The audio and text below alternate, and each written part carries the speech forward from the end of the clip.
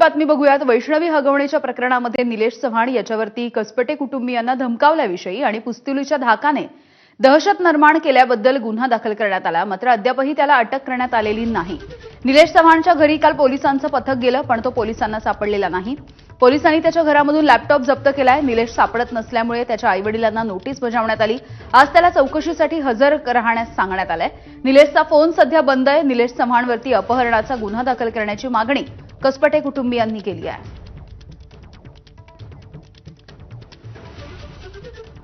Mickey Ghai आमचे प्रतिनिधी या संदर्भात माहिती देत आहेत आणि मिकी घई यांच्या सोबत सध्या निलेश चव्हाण याचे कुटुंबीय सुद्धा आहेत। मिकी,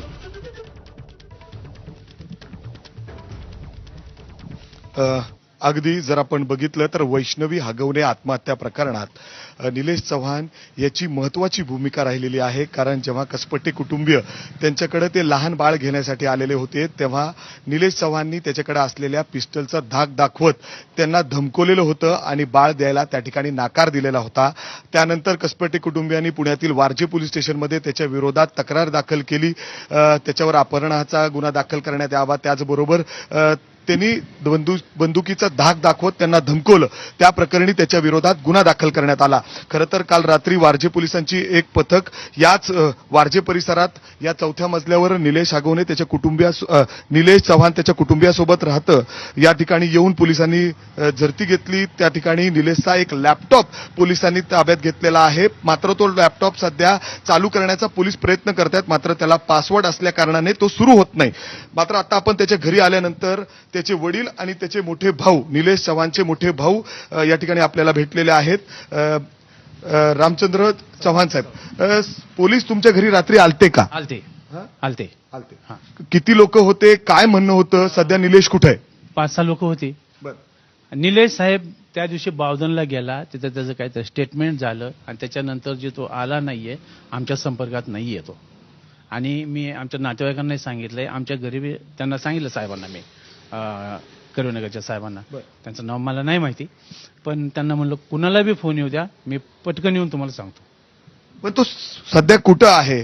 बाळ तुमच्या घरी होतं, तुमच्यावर थेट कसपटे कुटुंबियाने आरोप केलेले आहेत, गुन्हा दाखल आहे निलेशच्या विरोधात की त्यांनी बंदूक दाखवून त्यांना धमकी दिली। खरं तर पहिले मला प्रश्न विचारा, निलेश चव्हाणकडे बंदूक आहे का?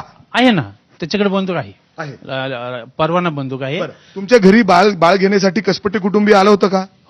त्याच्या अगोदर ते हगवणे आहेत प्रभात रोडचे, काय नाव रे त्यांचं, जयप्रकाश हगवणे, त्यांची मुलगी आणि तिची भावजय ते बाळाला आदल्या दिवशी घेऊन आली।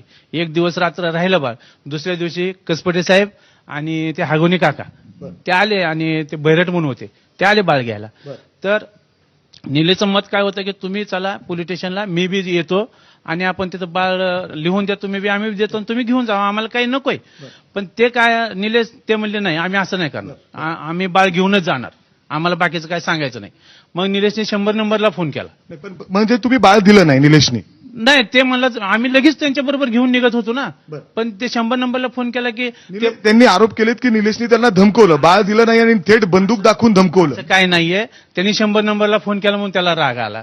पण तुम्ही बाळ का दिलं नाही? त्याच्या कसपटे कुटुंबियांकडे बाळ का दिलं? साहेब, तो म्हणला आपली पण जबाबदारी आहे, आपल्या जवळ आहे म्हणल्यानंतर उद्या जर काय झालं तर आपल्यावर येणार, म्हणून तो एवढं म्हणतो की जर आपण काका बघायला गेलं तर ज्या पद्धतीने वैष्णवी हगवणेची आत्महत्या झाल्यानंतर त्यांच्या कुटुंबियाकडे बाळ असणं अपेक्षित आहे किंवा मग तुमच्याकडे तुमचं नातं आहे का काय हगवणे कुटुंब? नाही, आमचं नातं काही नाही, फक्त त्या तुमच्याकडे तुम्ही का बाळ घेतलं? निलेशने त्याच्या ते घरी होते ना, त्यांना सांगितलं होतं की ते असं त्यांनी फोन केलाय आणि 2 दिवस बाळ तुझ्याकडे राहू दे, काय आम्ही घरी देऊन जातोय। मग बाळ आहे म्हणल्यानंतर आम्ही घेतलं त्याला, कपडे म्हणणे की निलेशची काही चूक नाहीये, त्यांनी फक्त 100 नंबरला फोन केला ना। मग तो आता पळतो काय? पोलिसांसमोर येत का नाही? त्यांनी हे असं तोंड नाही लपवायला पाहिजे, कायद्यापेक्षा कुणीही मोठं नाही साहेब, तोंड नाही लपवायला पाहिजे, पण तो येत नाही, त्याची चूक आहे। आणि मी माझ्या नातेवाईकांना आमच्या घरी बी त्याचा फक्त एक फोन जरी आला ना, तरी आम्ही हागवणे कुटुंबियाचा आणि निलेशचा काय संबंध होतो? तो सातत्याने त्यांच्या घरी असायचा. जेव्हा कधी या सुनांवर अत्याचार झाले, वैष्णवीवर अत्याचार झाले, तेव्हा सुद्धा तुमच्या कार्यालयामध्ये बसून हागवणे कुटुंब आणि किंबहुना कसपटे यांनी म्हणजे तो आलेला आहे, हे सगळं मान्य? माझ्या माहितीप्रमाणे तो जे सुशील आहे ना, त्याचा मित्र होता ते सुशील चिंताजी, बरं. आणि त्याच्यामुळे ते एकमेकाच्या बरोबर राहायचे पण, आणि तो जात पण असणार आहे कदाचित, आम्हाला तर माहित नव्हतं. तुमच्या इथं कार्यालयामध्ये सुद्धा आले ते ऑफिस इथं निलेशचं शेजारी? हा एक वेळ आलेला आहे. बरं. एक वेळ मला म्हणजे गेल्यानंतर 2 दिवसांनी कळालेलं आहे की ते येऊन गेला म्हणून. पण मी साहेब मुलांच्याकडे काही लक्ष देत नाही. आता माझं 65 वय आहे, मी काय मोठा भाऊ सुद्धा आहे. तुम्हाला काय माहिती आहे या संदर्भात? कारण तो नेहमी म्हणजे आतापर्यंत जसं सुनं बोलतायत, म्हणजे मोठी सून सुद्धा आहे, त्यांनी सुद्धा या निलेशवर बरेच आरोप केलेले आहेत. सतत जेव्हा कधी भांडणं झाले तो घरात असायचा, यांना समजवायचा, कॉम्प्रोमाइजला सुद्धा तो असायचा. कुणाला काय करायचं एवढंच काय, तर म्हणजे अनेक वेळा तो घरीच असायचा, म्हणजे हागवणे कुटुंबियाच्या. नाही मला त्याच्याबद्दल पटत नाही. ह्याचं दोघांचं नाही म्हणजे पटत. भावांचं नाही, मी जास्त नाही, मला माहिती नाही काय ते. हा. निलेशचा आम्हाला हे सांगा की काय नेमकं निलेशचं त्यांच्याशी संबंध आहेत? संबंध कुटुंबीय. म्हणजे मुलाचे मित्र एवढं माहिती आहे. आम्ही कधी त्यांच्या घरी गेलेलो नाही ना, काही कधीही नाही. काही मग त्यांच्या घरात भांडणं झाले तरी निलेश असायचा तिथं? भांडण झाल्यानंतर ती ह्याला फोन करत असतील यायचे, पण तो लगेच जात नव्हता. भांडण झाल्यानंतर आता प्रश्न असा आहे की निलेश का पळतोय? निलेश पोलिसांसमोर का येत नाहीये? त्याच्याकडे पिस्टल आहे तर आहे, तुम्ही जसं सांगताय. मग त्यांनी धमकवलंय, याच्या प्रकरणी आता गुन्हा दाखल आहे. पोलिसांना हे देखील तपास करायचा की वैष्णवी हागवणेंनी जी आत्महत्या केलेली त्याच्यामध्ये यांचा काही रोल आहे का? कारण अनेक वेळा तो त्यांच्या घरी असायचा. त्याला एवढं माहिती आहे की आता जर अटक झाली आपल्याला किंवा काय प्रॉब्लेम आला, घरचे तर आपल्याला कोण सहकार्य करणार नाहीये, आणि कदाचित त्याच्यामुळे तो पळत असेल. पण पळून चालत नाहीये. त्यांनी स्वतःहून तिथं जायला पाहिजे आणि स्वतःहून निस्तरायला पाहिजे. बरोबर आहे? निलेश चव्हाणची फॅमिली देखील इथंच राहते? नाही, निलेश चव्हाणचे मिसेस गावाला आहे. काय त्यांचं दोघांचं बी पटत नाहीये. काय त्यांनी देखील तक्रार दिलेली आहे. तक्रार दिलेली आहे. आणि त्यासाठी मी तुम्हाला एक सांगतो, ते लोक इतके चांगले आहेत काय की साहेब वगैरे, आणि साहेबांना मी भेटायला जाणार होतो. फक्त मी त्याला म्हणायचो तू हा म्हण, मग माझं काय असं ते माझ्याकडे लागलं. पण तो नाही ऐकलं. त्यांनी नाही ऐकल्यानंतर माझी पण तो काय काम करतो? त्याच्याकडे पिस्टल कशी आली? त्याला रिव्हॉल्व्हरचं लायसन्स कसं मिळालं? काय माहित नाही साहेब. ते तो कसं काय काम करतो?